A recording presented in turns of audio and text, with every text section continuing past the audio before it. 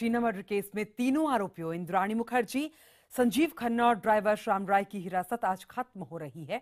Police तीनों आरोपियों को आज कोर्ट में पेश करेगी। इससे पहले रविवार को मुंबई पुलिस ने इंद्राणी के साथ उसके घर पर क्राइम सीन को रिक्रिएट किया। पुलिस इंद्राणी के साथ उस गैरेज में भी गई जहां शीना की लाश को कार में बंद कर रखा गया था और इस बीच पुलिस ने कोलकाता के उस शख्स से भी पूछताछ की जिस पर आरोप है कि उसने इंद्राणी के साथ मिलकर मिखाइल को मारने की साजिश रची थी। मैंने कभी नहीं सोचा था कि मुझे ये दिन देखना पड़ेगा। सब लोग गिद्ध की तरह मुझे नोच रहे हैं। मैं इस बारे में कुछ नहीं कहना चाहता। मुझे कोई टेंशन नहीं है। शीना को आरुषि नहीं बनने दूंगा। आम लोगों के केस को भी पुलिस ऐसे ही तवज्जो दे। शीना हत्याकांड को लेकर तरह तरह के बयान सामने आ रहे हैं और इन बयानों से साफ है कि ये केस कितना बड़ा हो चुका है। केस से जुड़ी गुत्थियां लगातार सुर्खियों में हैं और हर रोज इस मामले में एक नया पेच जुड़ रहा है। मौजूदा सबूतों और हालात को देखते हुए मुंबई पुलिस फूंक फूंक कर कदम रख रही है और हर उस छोटे से छोटे सबूत पर गौर कर रही है जिससे आरोपियों को सजा दिलाने में मदद मिलेगी।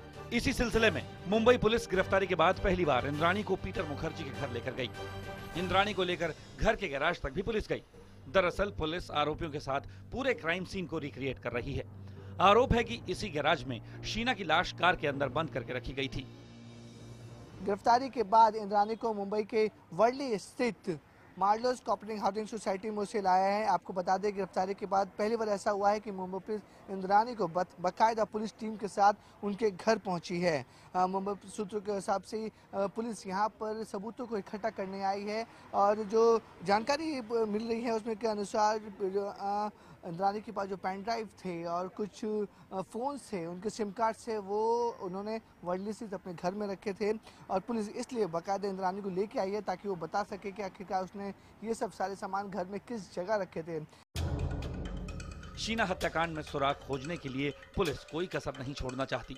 इसके लिए वो सभी आरोपियों से अकेले और फिर आमने सामने बैठाकर बार बार पूछताछ कर रही है। जब पीटर और इंद्राणी का आमना सामना करवाया गया तो पीटर ने इंद्राणी से दो टूक कहा, हर तरह से मैं हारा हूं। तुमने जो किया वो तुम्हारी मर्जी थी, मगर मैंने कभी नहीं सोचा था कि मुझे ये दिन देखना पड़ेगा। सब लोग गिद्ध की तरह मुझे नोच रहे हैं। तुम्हारे पास ऐसी कोई वजह नहीं थी कि तुम्हें ये सब करने की जरूरत होती। इस बीच खुलासा हुआ है कि इंद्राणी अपने दूसरे साथियों के साथ मिलकर शीना के भाई मिखाइल को 4 बार मारने का प्लान बना चुकी थी, लेकिन उसकी ये योजना परवान नहीं चढ़ पाई। सूत्रों के मुताबिक मिखाइल को ठिकाने लगाने का काम इंद्राणी ने कोलकाता के एक बॉडीगार्ड को दिया था। इस बारे में कोलकाता के रहने वाले सुजीत सरकार नाम के शख्स से पूछताछ हो रही है। शीना हत्याकांड को सुलझाने के लिए मुंबई पुलिस ने पूरा जोर लगा दिया है। खुद मुंबई पुलिस के कमिश्नर राकेश मारिया ने 1.5 महीने से इस केस की कमान संभाल रखी है।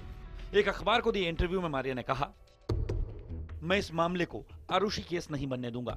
आखिरकार मुंबई पुलिस की इज्जत का सवाल है। मैं 30 सितंबर तक ही इस पद पर हूं। मैं उससे पहले ये केस पूरा करना चाहता हूं।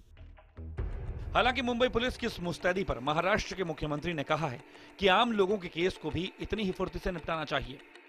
इस मामले में मुंबई पुलिस के पास सिर्फ सोमवार तक का वक्त है। सोमवार को तीनों आरोपियों की पुलिस हिरासत खत्म हो जाएगी। इस पूरे मामले में मुंबई पुलिस कोई भी सबूत छोड़ना नहीं चाहती है। यही वजह है कि आज मुंबई पुलिस की टीम आरोपी इंद्राणी को वर्ली के उसके घर में लेकर आती है, छानबीन करती है और इंद्राणी के साथ उस गैराज तक भी पहुंचती है जिसमें शीना की लाश को छुपाने की कोशिश की गई थी। पुलिस का दावा है कि उनकी जांच सही दिशा में जा रही है और शीना की हत्या की वजह क्या है ये भी अब पुलिस को पता चल गया है। मुंबई से कैमरामैन रमेश के साथ विवेक गुप्ता, IBN 7।